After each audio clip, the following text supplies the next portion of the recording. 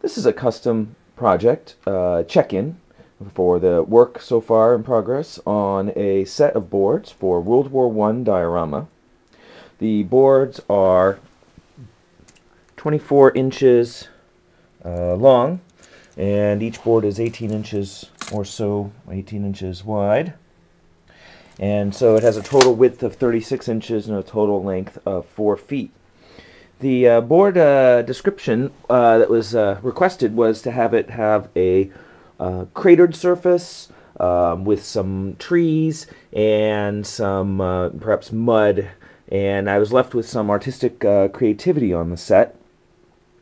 To give you a sense of scale, I've included in the video here one of the models that was sent to me to photograph with the set and to use for thematic modeling.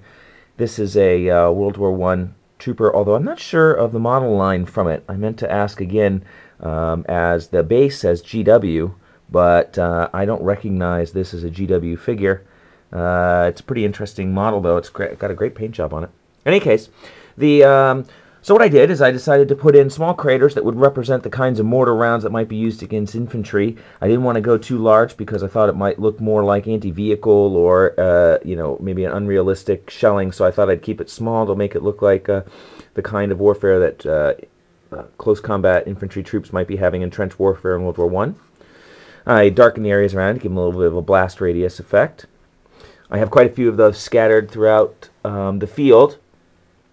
And then I have the trees set up with the bases attached to the bottom already, and these will receive the trees. See if I can get one for you here. So then these will receive the trees, which will later be finished, the branches shaped and foliage applied. And one of the questions that I had before I progressed further with the trees, I was about to do some work on them, and I wanted to know exactly what kind of look you were hoping for. Specifically, I was thinking, you know, the trees could look shelled. I could break branches off. I can scorch them and leave them relatively bare of foliage. I could intermix a few trees that still have some foliage on them. Or something else that you would have in mind. Perhaps I was thinking even of some trees that show partial damage but have foliage covering a portion of their side. So say a shell airburst or something might have gone off on one side.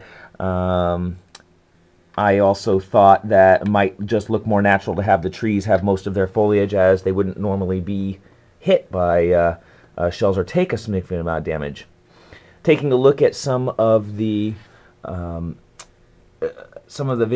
photos of World War I encounters online that I saw, oftentimes the plains were, or the fields were quite grassy, or there maybe was adjacent heavy vegetation, so I think having trees that were fully foliated would look okay as well, but I wanted to give you that choice.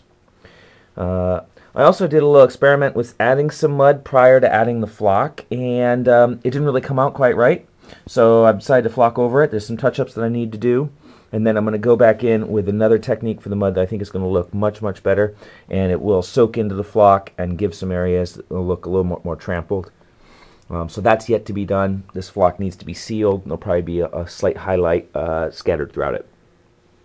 So the main questions for the board set are A, style of tree. Do you want them more damaged? Do you want them less damaged? And just giving an overall impression of how the board's coming out so far in terms of the craters, in terms of the flocking style, and in terms of just making sure that I have the sizes all correct. Oh, and we were also discussing adding some wood veneer to the sides to dress up the sides for display purposes. Now this set actually is going to get some boards added to it most likely in the future. So the question became how to add veneer so that it would only be on the outside edges and wouldn't show up in future editions on the interior seams, because it does create just a little bit of a gap that's going to, you know, not be quite as attractive or as realistic. So in talking about it, it was decided that we could make these boards be the projected center boards, or I'm sorry, well, the center in terms of width. If we were going to add boards on the end, these boards would be interior, so we don't need to put any veneer on the sides here just yet. And that boards then could be added, if this was going to be widened, boards could be added to the center, so we don't need to worry about veneers on the interior seams. So the thought was to just do 2 edges on each side, two boards, do this side, and then do the far side on those boards, and then future editions will have more veneer edges, and we'll wrap around and tie up. So give you another perspective, make sure that we're on the same page. So we'll be doing the veneer on these 2 sides here. And I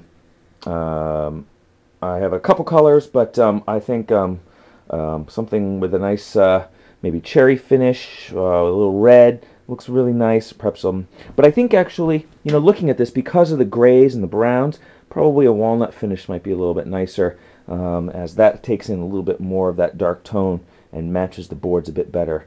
So that's what I would probably recommend there. I also wanted to check in really quick on the trenches. So this is going to get a set of trenches on both sides that the troopers will be using for defense, of course, World War I theme. And the thought was to add some razor wire to the trenches, as barbed wire was a significant feature of trench warfare at that time period.